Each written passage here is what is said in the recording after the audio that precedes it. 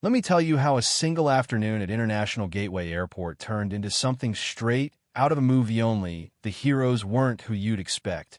And the lesson, well, let's just say it hit home for all of us. If you've ever thought someone in a janitor's uniform had nothing to teach the people running the show, you might want to stick around for this one because you're about to see the whole system get flipped upside down in under 10 minutes. It started like any other day, with Richard Hargrove, CEO of International Gateway, standing at the top of the world. I mean, literally his office overlooks the entire airport, glass walls, polished floors, the kind of view most people only see in movies. This was his masterpiece, built from a sleepy regional hub into a global crossroads. The numbers were up, the board was happy, the morning sun bouncing off planes landing right on schedule. Elena, his right hand for 15 years, dropped the daily briefing on his desk. The man didn't share credit easily, but even she knew today was supposed to be special airports from Dubai, Singapore, Frankfurt were coming to tour his technological baby. The Nexus system, an AI, so advanced it ran everything from baggage to security to retail in real time. It was the kind of thing they'd write up in the business magazines, and they had. But 17 floors down, out of sight and definitely out of mind, Duncan Williams was pushing his cleaning cart through corridors lit by flickering fluorescents. You ever see those people who know every inch of a place, but nobody knows them? That was Duncan. Uniform baggy on his frame, name stitched over his heart, moving through the underbelly of the airport like a ghost. He'd been here over a decade, and nobody ever asked what he thought about Nexus or AI or revolutionary innovation. But his mind wasn't on the moped, it was on his son, Elijah. Smart kid, too smart sometimes. Just 17, already talking circles around teachers about computers and algorithms. Duncan didn't understand half of it, but he was proud all the same.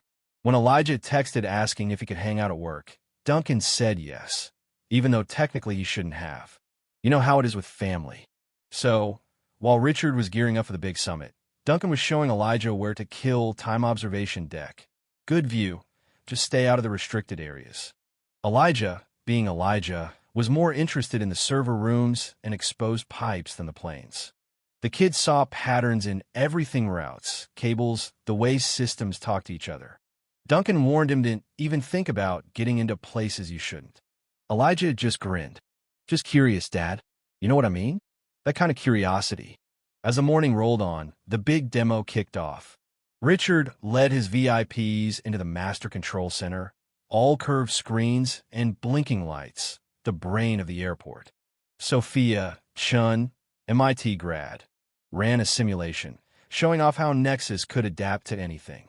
The crowd loved it, but in the back of the room, a tiny alert flickered, nothing big, just a blip. Sophia frowned, but the show went on.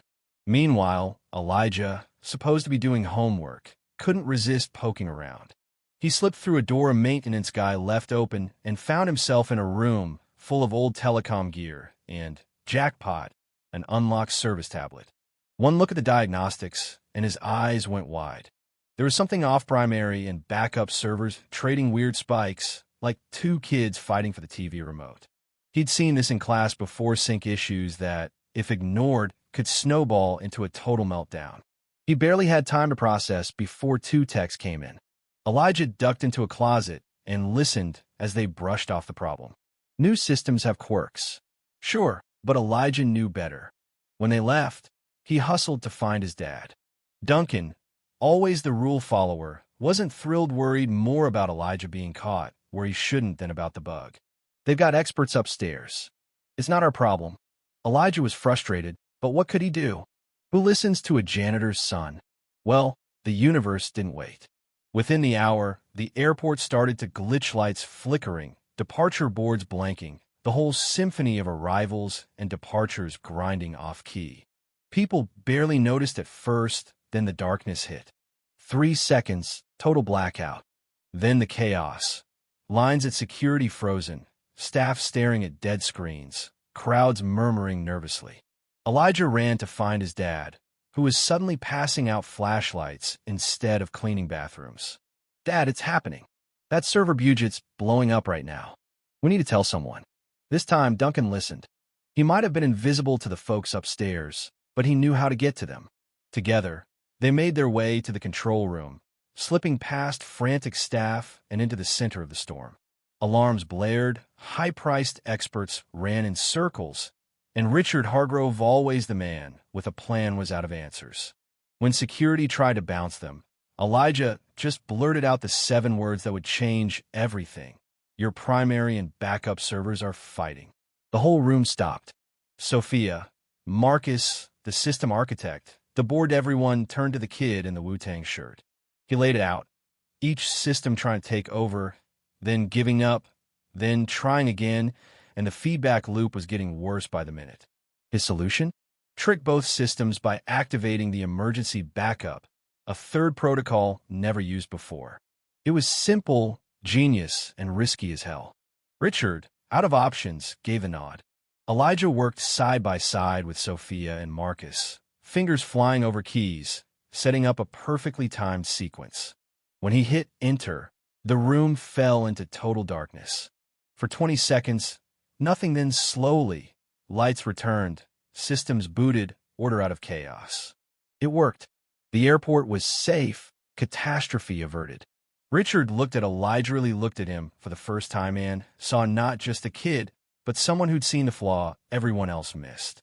In the aftermath, Richard did something you don't see every day. He deleted all records of Elijah's unauthorized access. He offered Elijah an internship, real pay, real work.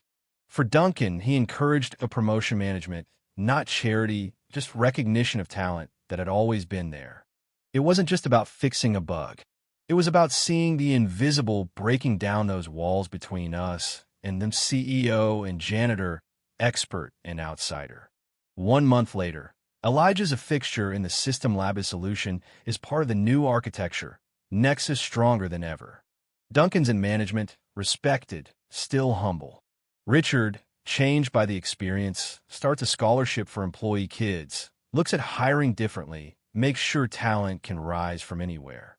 But it's not just about technical fixes or new job titles. It's about what happens when you finally see the people you've walked past for years.